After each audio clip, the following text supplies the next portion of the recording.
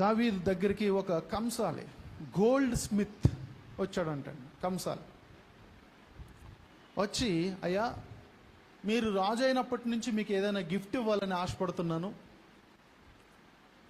ఏం గిఫ్ట్ ఇవ్వాలని నేను ఆలోచన చేసుకున్నప్పుడు నా మనసు నాకు ఒక ఆలోచన చెప్పింది. ఏంటంటే, నేను ఎలాగా గోల్డ్ స్మిత్ని కదా, కంసాలిని కదా, మీకు ఒక బ్రాస్లెట్ చేసి ప్రజెంట్ చేయాలని నాకు ఆలోచన వచ్చింది. నా మనసు చెప్పింది. ఆ మనసు చెప్పినట్టుగా మీకు ఒక మంచి చక్కటి బ్రాస్లెట్, ఎవ్వరికీ చేయని మంచి డిజైన్ చేసి రాజుగారు కనుక మీకు ప్రజెంట్ చేయాలని తీసుకొచ్చానని చెప్పి రాజుగారు దావీదు గారి దగ్గరికి వెళ్ళి కంసాలి చెప్పాడంటండి. బంగారం చేసే ఆయన కంసాలి చెప్పినప్పుడు ఆ దావీదు చూసి తన చేతికి పెట్టుకున్నాడంటండి. చాలా బాగుందంట, నిండుగా ఉందంట, అందంగా ఉందంట. బా వండర్ఫుల్, చాలా బాగా చేసావయ్యా.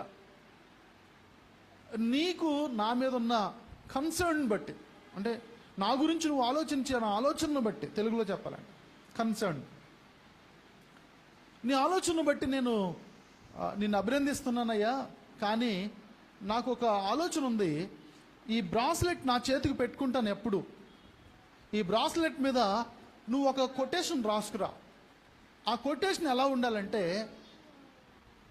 నేను బాధలో ఉన్నప్పుడు కృంగిపోకూడదు, సంతోషంలో ఉన్నప్పుడు పొంగిపోకూడదు, రెండింటినీ మేనేజ్ చేసేలాగా ఉండాలా కొటేషన్. బాధలో ఉన్నప్పుడు ఏమవ్వకూడదు, కృంగిపోకూడదు, సంతోషంలో ఉన్నప్పుడు ఏమవ్వకూడదు, పొంగిపోకూడదు. అప్పుడు ఆయన అనుకున్నాడంట, ఇదేంటరా నాయన, ఏదో బంగారం చేయడం అంటే నాకు వచ్చు, కానీ ఈ కొటేషన్ నాకెలా తెలుస్తుంది? మళ్ళీ అది కూడా ఈ రెండింటిని, బాధనే సంతోషాన్ని బ్యాలెన్స్ చేయాలంటే చాలా కష్టం కదా.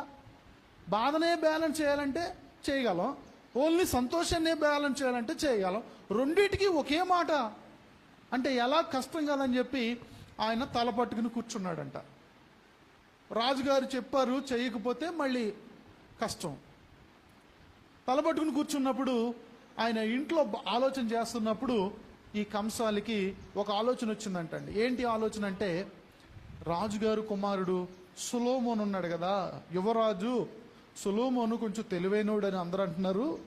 సొలొమోను దగ్గరికి వెళ్ళి ఈ విషయం చెప్దాం, ఆయన ఏదన్నా కొటేషన్ చెప్తే అది రాసేద్దాం అనుకుని ఈయన వచ్చి సొలొమోను గారి దగ్గరికి వచ్చి, యువరాజా నేను ఇలా చేశాను, మీ డాడీకి బ్రాస్లెట్ గిఫ్ట్ ఇస్తానికి తీసుకెళ్తే మీ డాడీ ఏమన్నారంటే, దీనికి ఒక కొటేషన్ రాయమన్నారు. అది కూడా ఎలాగో ఉండాలంట, బాధలో ఉన్నప్పుడు కృంగిపోకూడదంట, సంతోషంలో ఉన్నప్పుడు పొంగిపోకూడదంట, రెండింటినీ మేనేజ్ చేయగలిగే కొటేషన్ రాయాలంట. అది నాకెలా తెలుస్తుంది, మీకేమైనా తెలిస్తే చెప్పండి అని సొలొమోను యువరాజుని అడిగితే, సొలొమోను ఒక్క నిమిషం ఆలోచన చేసి it will come to pass అని రాసేయండి అన్నాడంట.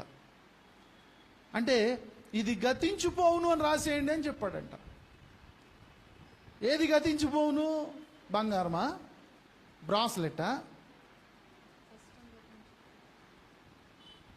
బ్రాస్లెట్ గతించిపోతుంది, బంగారం కూడా గతించిపోతుంది,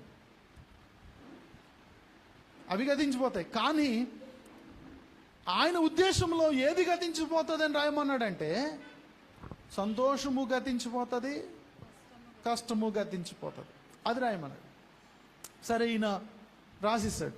రాసిన తర్వాత ఈయన తీసుకెళ్ళి దావీదు మహారాజుకి ఇచ్చినప్పుడు దావీదు మహారాజు తీసుకున్న ఆ బ్రాస్లెట్ చేతికి పెట్టుకున్నాడంట.